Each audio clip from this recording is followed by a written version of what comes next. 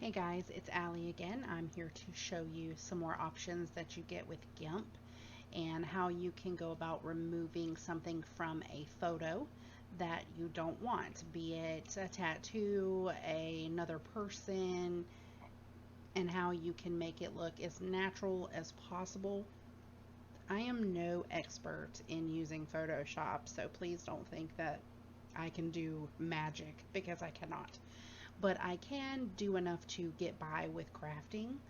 So I'm going to show you what I have learned and some of the techniques that I have used before to fix images that I've used. So first we need to open up Gimp, and then we're going to select our file.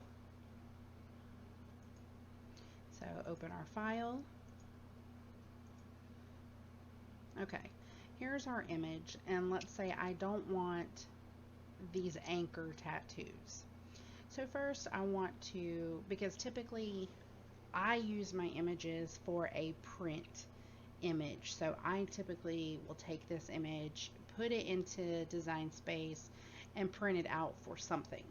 So if I'm making a water slide, I would want to remove the background. So in order to have a transparent background, meaning once I erase this grayish blue background, for it to not have a white background there, I have to create a transparency background. So in order to do that, we're going to go to Layer, Layer, Transparency, and add Alpha Channel. Some photos come with an alpha channel preset in them. So if it is grayed out, that means that it's already there. If it is not grayed out and it is white, make sure that you add the alpha channel option. So once you've done that, we're going to go over here and select our clone tool. And I want a fuzzy brush. Right now it is on a hard circle brush. So I'm going to drop this down to a fuzzy brush. We're going to adjust the pointer size. And I'm going to zoom in to the anchor. Now with the clone option, it means that we have to set an area that we want it to clone from. So it's like copying and pasting. So we're going to hold down our control key and select the area right above the anchor. Let go of the control key, and now you can see that there is a box that's stationary plus a box that I am able to move around.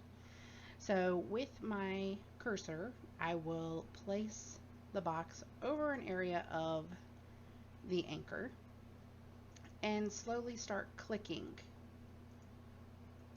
away the color. Now I can see right here that the color is lighter than the color beside it. So I'm going to reposition by control clicking and blend in the coloring. So you want to be as close as you can to the image without actually highlighting the image when you're grabbing the clone color. So you can be over the image slightly, like what I've done there, but you have to be careful because sometimes if you go too far, you'll start adding more color, and that's definitely not what we want to have happen. So I'm going to Control Z and remove all that I did. So I'm going to pick my clone area and just slowly work at merging these colors together, blending them as best as you can. And sometimes you can get it flawless to where it just looks awesome, and other times we're going to have to do more to it to make it look more natural. So we won't know until we zoom out and look at it, because right now you can't really tell because we've got so many pixels going on. It's hard to really distinguish what it's supposed to look like in terms of, you know, the flesh color. Okay, so I've got her pretty much gone. Her tattoo, it's gone. Now, like I said, you won't know how bad it looks. And to me, this looks very bad. So I need to do something with how this is looking because you can tell that it don't look right. So what I will do, let me go ahead and work on his finger so we can do them both at the same time if we need to. So we're gonna clone and erase his tattoo.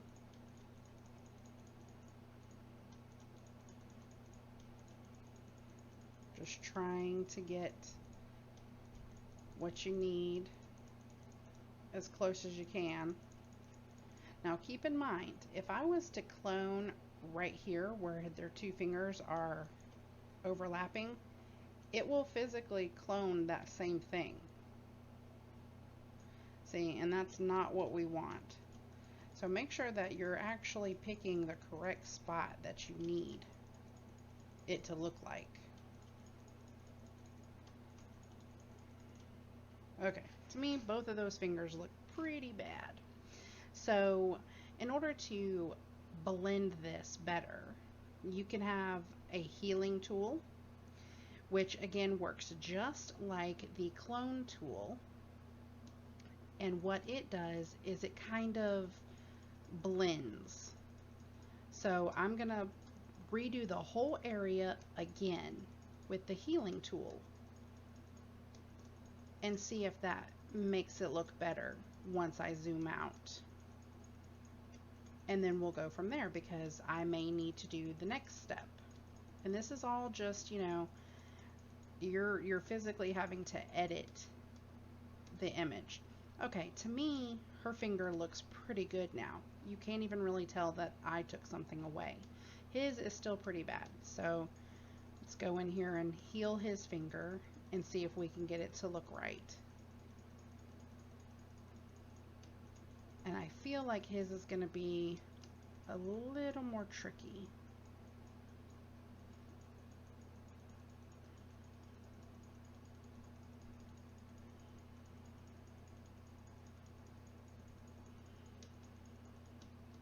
Okay, his still, I don't like how his looks.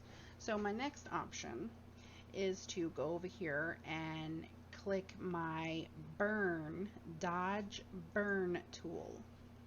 Okay, I'm going to zoom back in, or no, excuse me, that is not the tool, I'm sorry, the blur tool. So I'm going to, the blur tool, not the burn, sorry for the mix up there, blur tool. And then we're just going to lightly click and drag over the image. And we're just trying to blur some of these pixels. You may have to work with it a little bit before you get it to where you like how it's looking. So just keep working with it.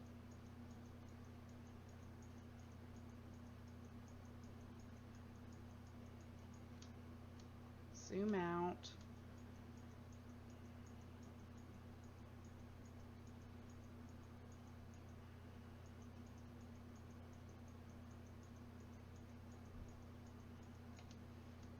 Okay, to me it looks pretty good, but if we didn't like how it was looking, we can go back in with the smudge tool, and you need to be very careful using this tool, but just very lightly just go over,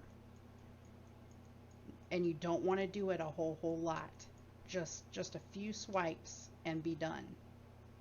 Because what happens is, let's zoom in over here on his watch so I can show you what will happen. So if I put this smudge over the white and I pull down, you see what happens? It's smudging the color. So it's completely distorting the pixels. So I'm going to do my Control Z to remove all that. So you don't want it to look too smooth. See, if we zoom in here, you can barely even tell that there's like a bunch of pixels, where if we zoom into a part of the finger we did not mess with, you can tell all these different colored pixels. So if you start smudging them and making them too smooth, your realistic looking photo will turn into a cartoon looking photo. You can physically do this through the whole thing and make it look like a cartoon drawing. So be careful with the smudge tool, and you may not get it perfect. You know, it really depends on the image, the coloring, how it looks. Some images are really hard, some of them aren't. It's just, you know, however the image